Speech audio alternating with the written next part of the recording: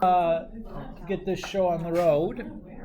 First of all, look at the date. It's Pi Day. Happy Pi Day, everyone. 3/14. Yay! Mathematical constants. It's just too bad the date system works out. There can't be an E day also. Because E's like 2.6 or whatever, and then like the dates don't work out. There's not February 60th to do a E day. Rats. I know. We should all go out to the store buy some pie. Yeah, I think the pie eating contest is today at lunch. Really? Yeah. I think they're in Miss Garcia's room. Yeah. I know, I'm excited for it too. Oh, yeah. You need some points. Look, showing is, there's points for just showing up, right? So you take like one leisurely bite and it's like, I participated. You know what kind of pies they are? Yeah, you got to clean that stuff up. Yes. I don't. But Miss Garcia's room is right next door. You could probably ask on the way out.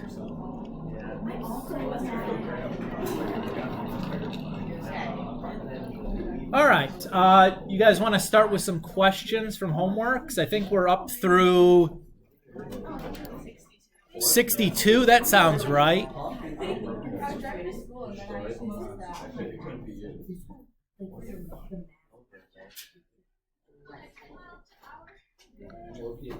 So you guys have any questions up through 62?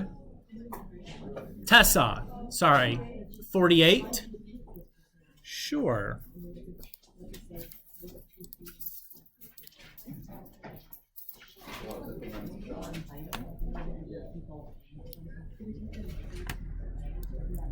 So this one, Tessa, we'll just do like part A, and then from there it's just like fill in the blank after that, right? All right. So I would start by writing my parametric equation. So my x is initial velocity times cosine of the angle times t. And my y equation is negative 16t squared plus the initial velocity times sine of the angle t plus the initial height, which in this problem appears to be 0. Right? So it says, how far down the fairway does the ball hit the ground if it comes off the club with the specified angle?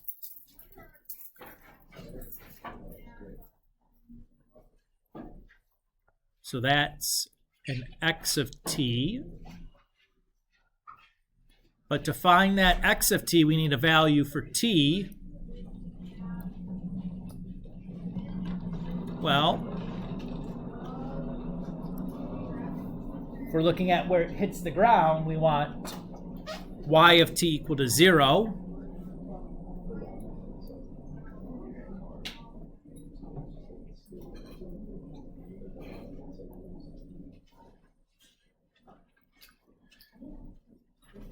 Now, the lovely part about this is since there's no constant term to this quadratic, this is actually super easy to solve. We don't need to employ the quadratic formula. You could do that still here, but like, waste your time, man. I got better things to do than like grind out the quadratic formula in my calculator. I'm just going to take out a greatest common factor of t. And then set each of these equal to 0. Well, obviously, the ball starts on the ground at time 0. Shocking!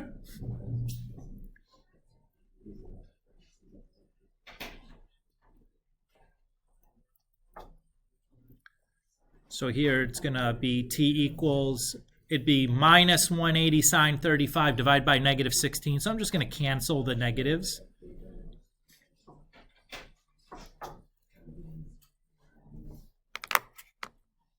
Oops.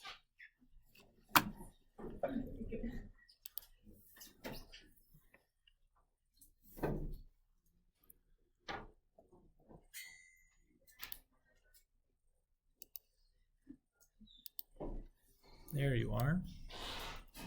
Good. Okay, so I have 180 sine 35 divided by 16. Should go back and check to make sure I'm in degree mode, which I am. Doesn't matter right now if I'm in function or parametric or polar, because all I'm doing is using the calculator. I'm not graphing anything. So there's my value of t.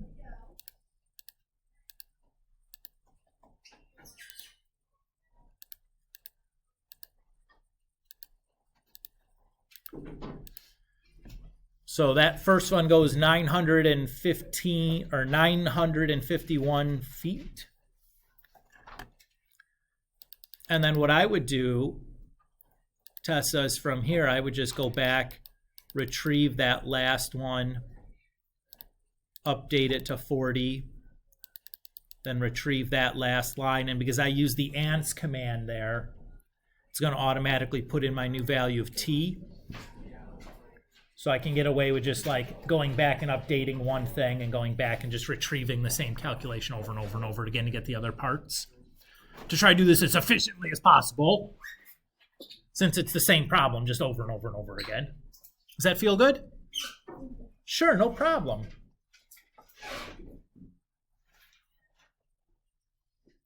Oops, what did I do though here? Yeah, I forgot to update that part too.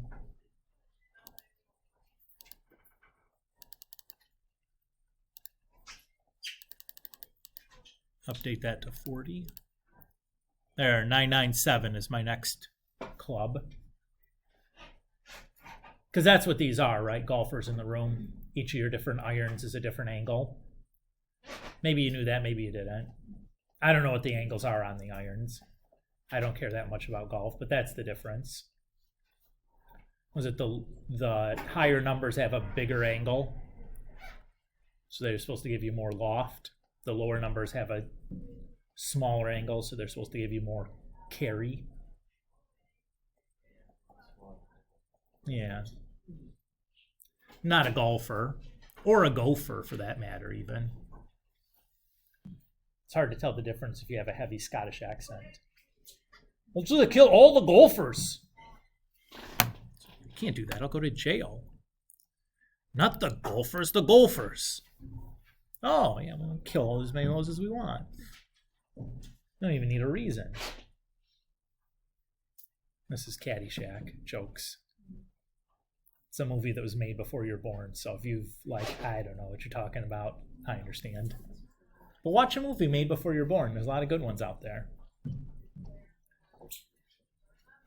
Who's next on questions?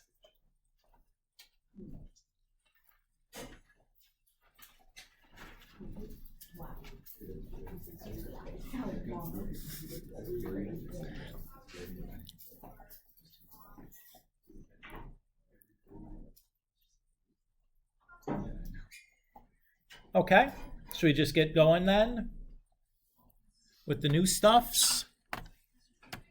We can do that.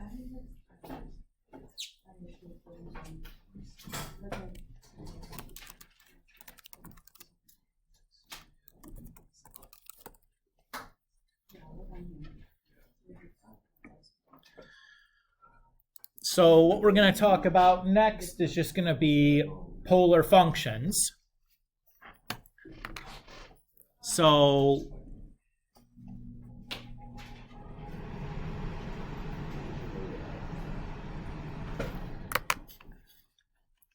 the big thing from the last chapter that we need as a takeaway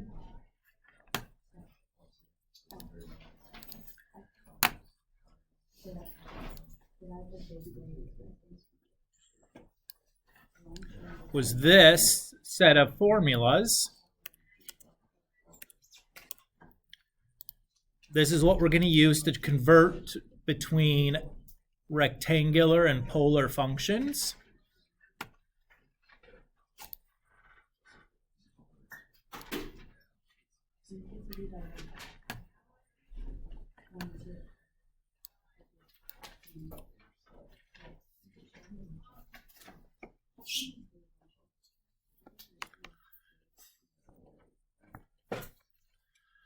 So let's say we have the polar function r equals 6 cosecant theta, and we want to convert that into a rectangular equation.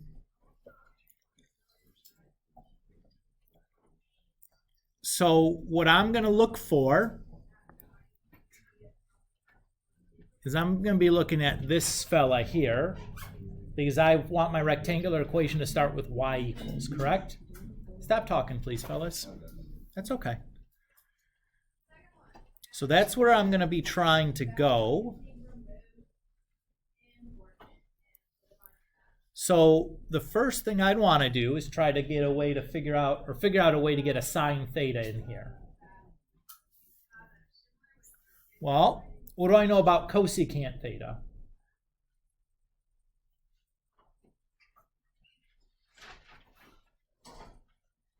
Yes, Carmen.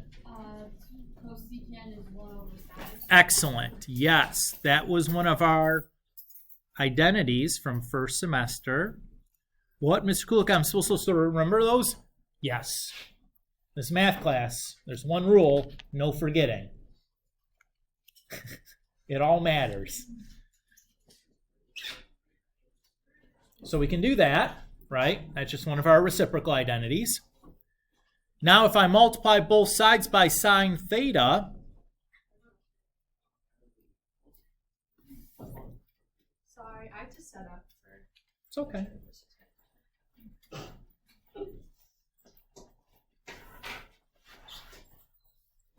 And then I notice, okay, great. By multiplying both sides by sine theta, I get that r sine theta that I was looking for.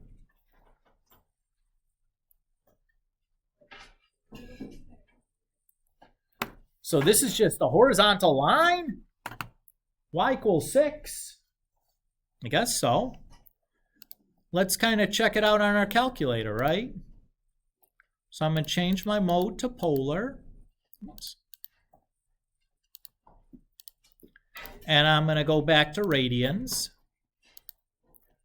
And I'm going to do 6.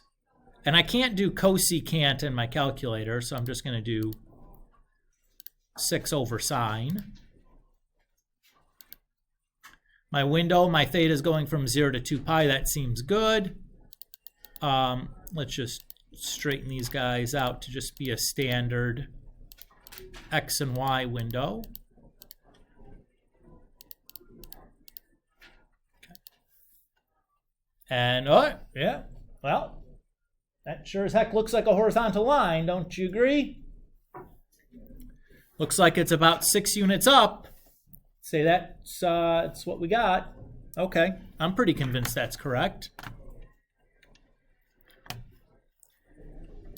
Does everybody feel okay with what we did there?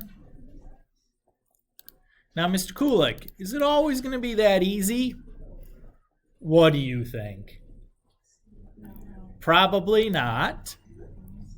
Let's keep doing some examples and we'll see some of the other situations that can come up.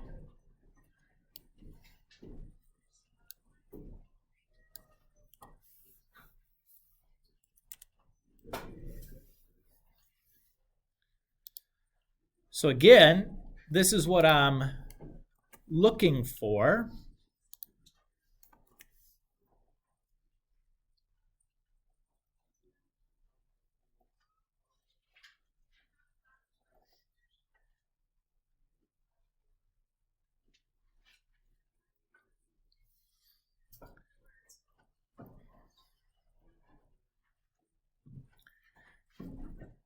And I'm going to be looking, oh boy, it doesn't really seem like there's anything incredibly useful here right away, right? I mean, I have a cosine in there, so maybe the idea would be trying to get to this, but I can't actually get r times cosine anyhow, right? Well, maybe let's just look at what this is supposed to look like on our calculator. And maybe that'll give us some insight of what we want to do. So I'm just going to type in 6 cosine theta into my calculator real quick and take a look at what I'm supposed to be getting. Aha! What does that look like? Looks like a circle to me. Okay, what is the, anybody remember the general equation for a circle from geometry?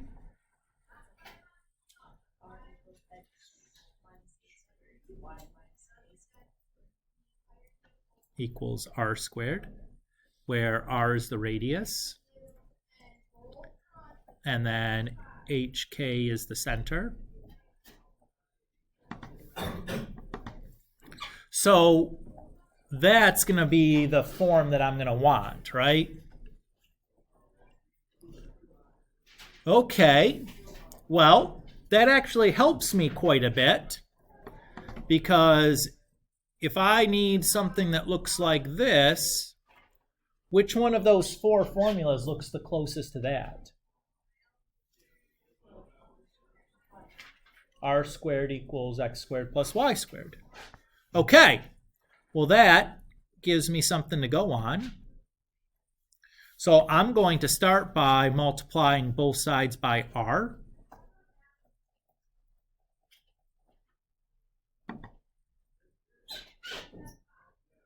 Everybody's okay there? And this actually accomplishes 2 things. One is I get the r squared, so I can write that as x squared plus y squared. And then 2, I have r times cosine, so I can rewrite that part as x.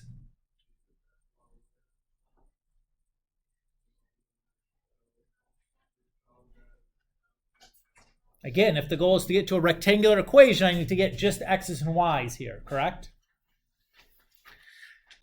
Now, what we've gotten is close, but it's not quite good enough,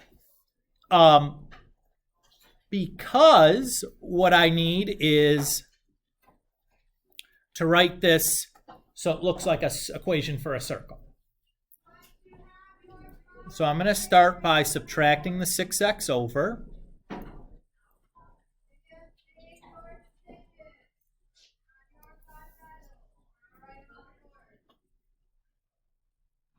And I'm going to group the stuff with the x's together and the stuff with the y's together.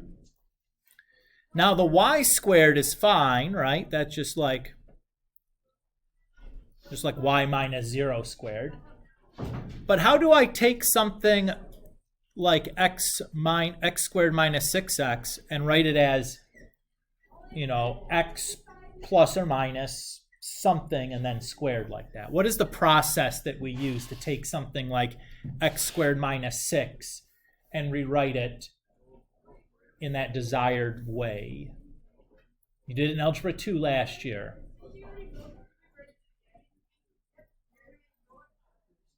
What? It's not factoring. It's not reverse foiling. It is completing the square, which you probably remember the name of, but not much else. Okay? So let's kind of review how we go about doing this.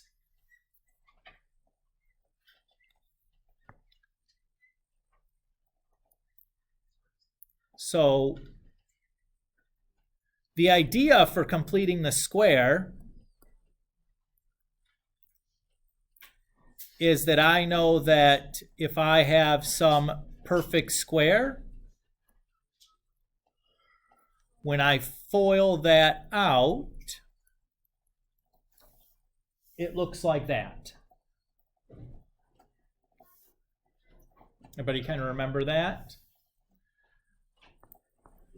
My goal here is I want to make x squared minus 6x a perfect square by adding on the correct value b squared. So I need to now include that somehow. So I know my middle term, 2ab, is going to equal negative 6x, right? And I know that a has to equal x because, well, a squared is x squared, right?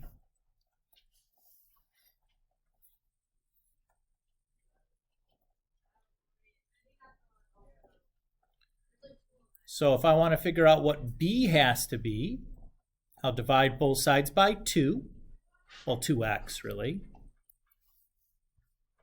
And I get that b has to be negative 3. So what I'm going to do is I'm going to add negative 3 squared to both sides.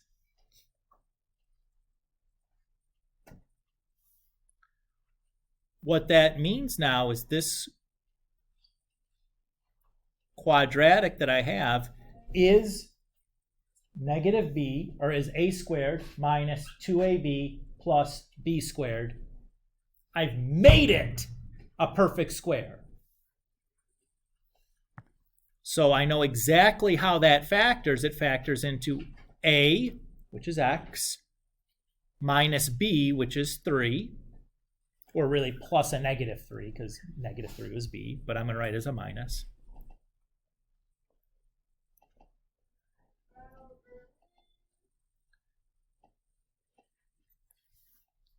And we're done. Now, as long as the leading coefficient is 1, this completing the square process is pretty easy. If that leading coefficient isn't 1, it becomes a little bit more of a hassle, but we'll cross that bridge if we come to it. Okay. But look at what all it did. All it boiled down to is me having to add 9 to both sides, right? You just had to figure out what that number was that we needed to add. And what did I do to figure that out? I just took that middle number and divided it by 2. Oh. All right. That's not so bad.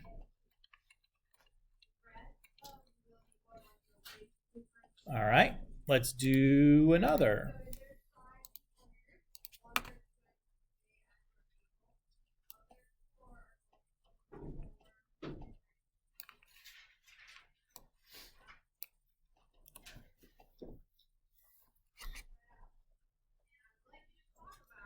Okay. Well, again, maybe we just want to start by looking at the picture. I mean, Mr. Kulik knows what this thing's going to look like, but probably nobody else does. I say probably because maybe somebody does. So if I graph this again, it looks like I got another circle. Okay, well, we're going to start the same way then. What was the first step that I did?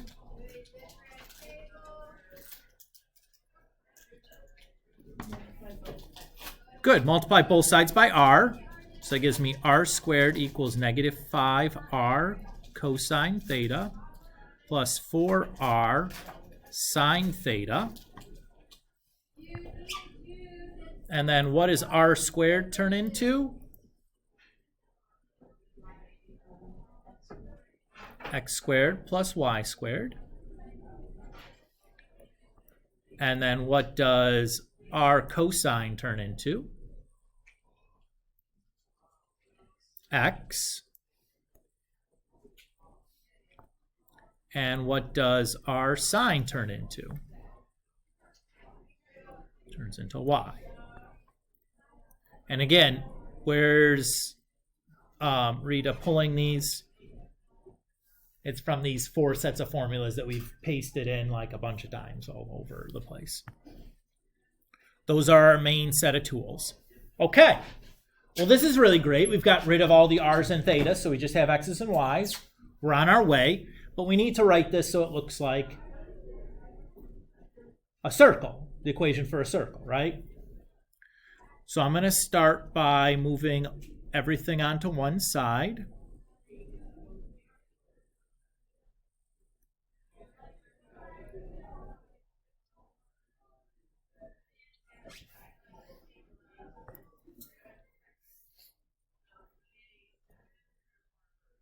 And now we're going to do 2 sets of completing the square. I'm going to complete the square once with the x's, and then complete the square a second time with the y's. So what do I need to add to both sides to complete the square involving the x's?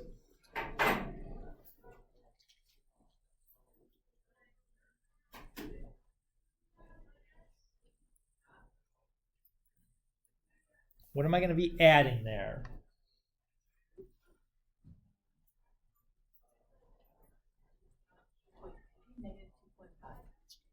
Okay, so I'm going to write it as positive 5 over 2. But, yeah, remember the 5 is positive here. That's why it's a positive. Yep, so we just divide that middle number by 2, square it, and we add that to both sides. We'll do the same thing with the y's. So what are we going to add to both sides to complete the square for the y's?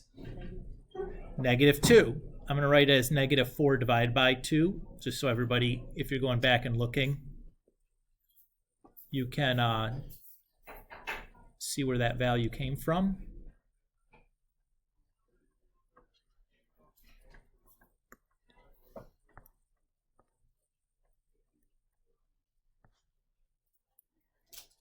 Okay. So x squared plus 5x plus 5 over 2, how does that factor then?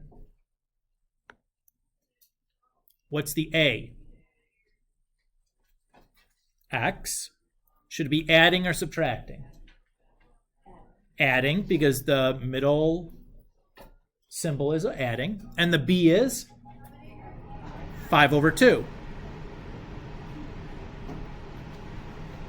Okay. For the y's, when we factor that, the middle symbol is addition or subtraction? Subtraction. And the b is 2. I'm going to, instead of writing 4 over 2, I'm just going to reduce it now, make it 2. And then over here we have, well, 5 squared over 2 is 25 over 4. And then negative 2 squared is 4. But I'm going to write that as 16 over 4. Because really that's going to be 41 over 4.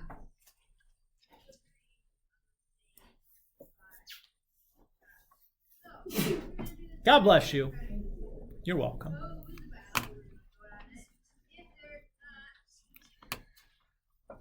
So what would I notice the center is then here?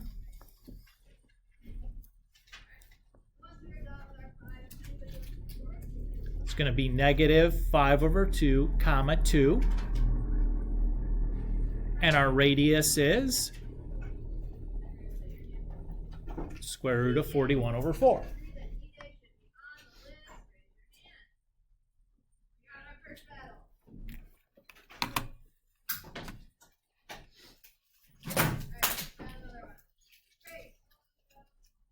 So far, so good.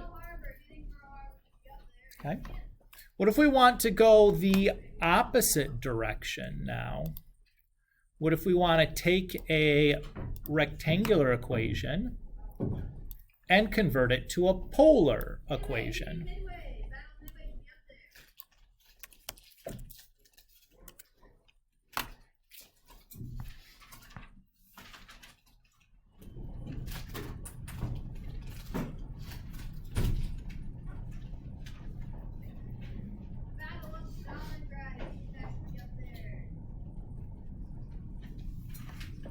All right, so we're going the reverse direction.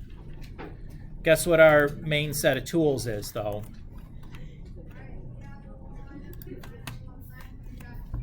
Still the same. So what am I going to do here? Well, I know y is r sine theta.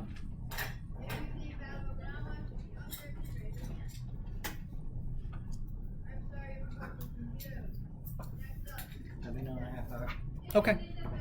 Yeah, thank you. Okay. So far, so good. Now remember, polar equations should start R equals. So what do we need to do to get R equals? Divide both sides by sine theta. Very good.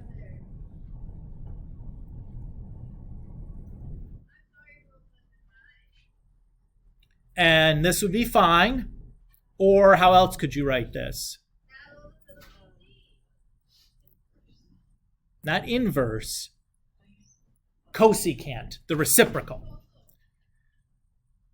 And that's a easy vocabulary mistake to make, because when we talk about like multiplication, the inverse for multiplication of real numbers is the reciprocal. That is not necessarily going to be the case for a function. The inverse for a function and the reciprocal of a function need not be the same thing. In fact, often would not be the same thing. So just as an aside, vocabulary clarification. All right, let's do another one.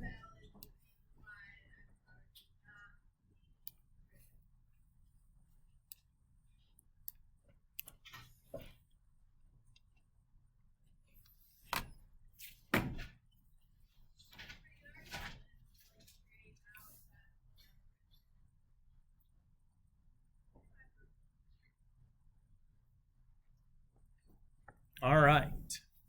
What do we got here?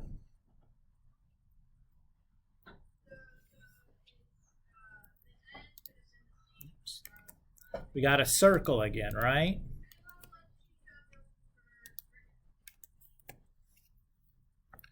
What do you suppose we're going to do first?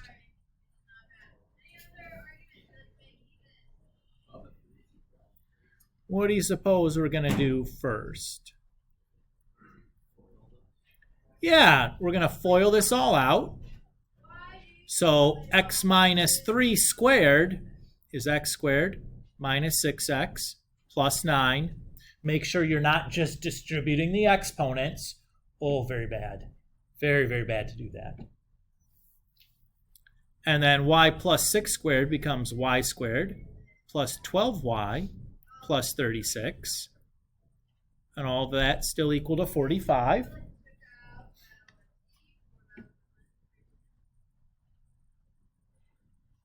That all looks pretty good. What do you want to do next?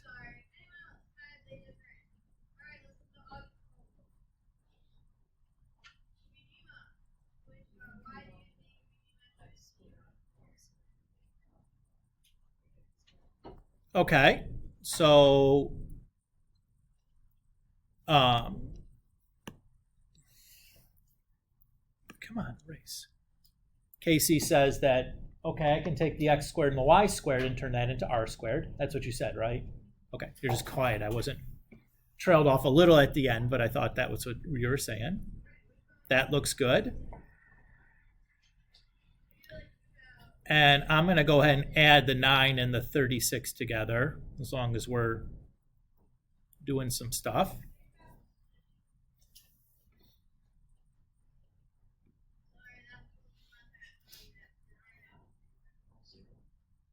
Yeah, so Christian says, well, I can just like subtract 45 from both sides, just make it equal 0. Love it. What problem do I still have here, though? Still have an x and a y. Well, how can I rewrite x in terms of r's and thetas? Yeah, I'm just going to turn that into r cosine theta. And similarly, we'll turn the y into r sine theta.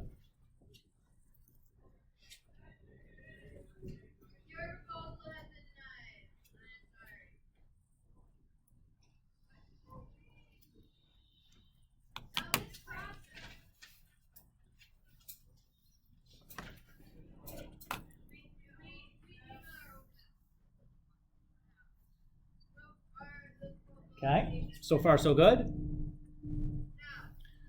So now what we'll do is we're just going to add r cosine theta to both sides and subtract we're going to add 6r cosine theta to both sides and subtract 12r sine theta from both sides. And then we'll divide both sides by r.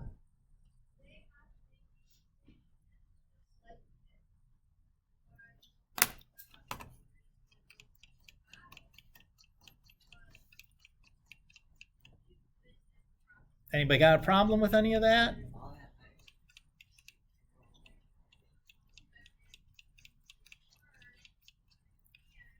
You guys should be hollering at me, because what did we just do? On that very last step, what did we just do that you know you're not supposed to do?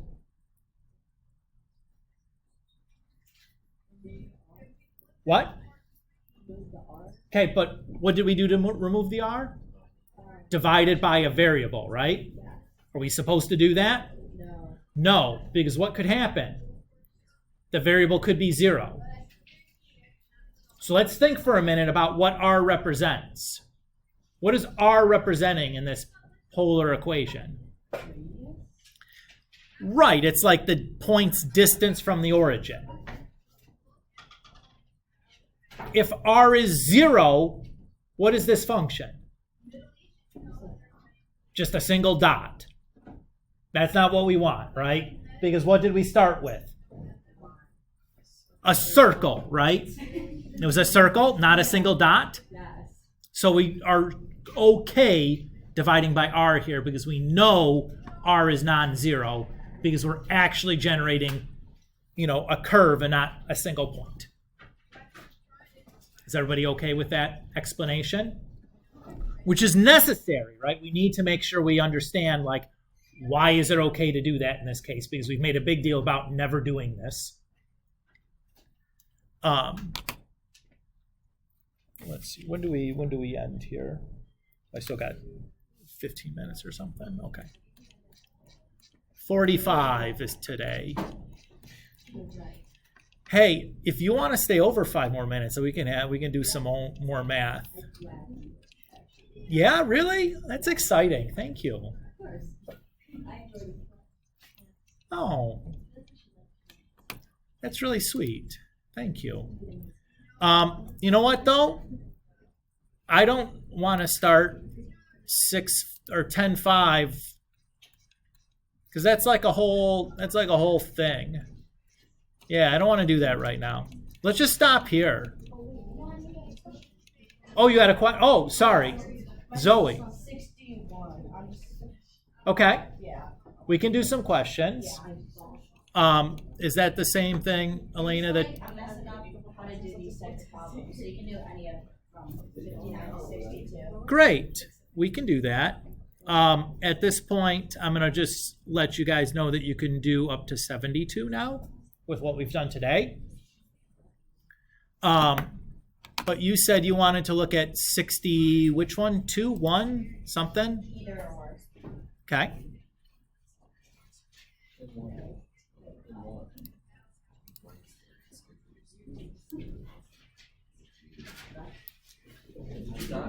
Not ever check your email. We have what is it called? Trivial Pursuit. All right. Absolutely. All right. So let's do 62 because, well, that's one that you don't have the answer to already, right? Yeah. That's nicer if Mr. Kulik chooses that one because it's like, oh, good. All right. So first thing I'm going to do is calculate my value for r.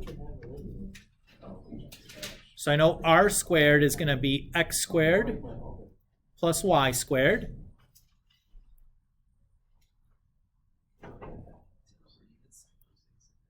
So r is going to be plus or minus the square root of 97.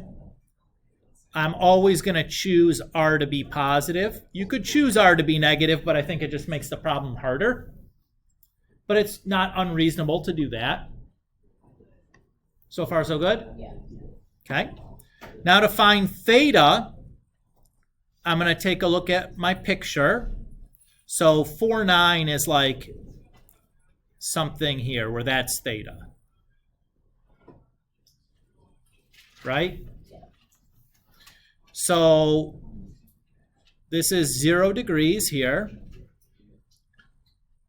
And so theta is going to equal 0 plus tan inverse of the absolute value of y over x. Now, since these are both positive, I don't really need the absolute value here. But on one like 61 or 59, you absolutely need that. And why did I put the 0 plus here?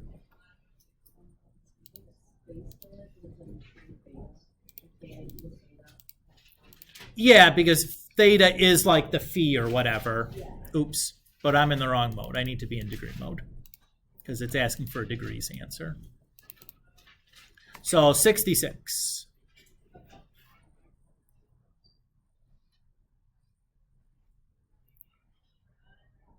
Yeah, where theta is phi in this case.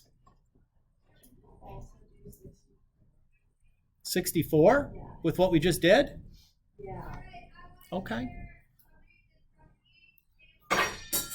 Before I do this, Elena, I want to show you real quick. This is almost the exact same problem as the very first example. 64 is r equals 5 cosecant theta. Oh, I was doing the next one.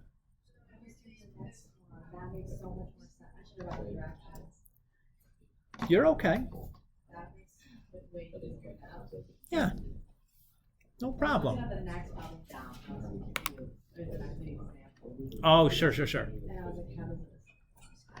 Hannah. Sure.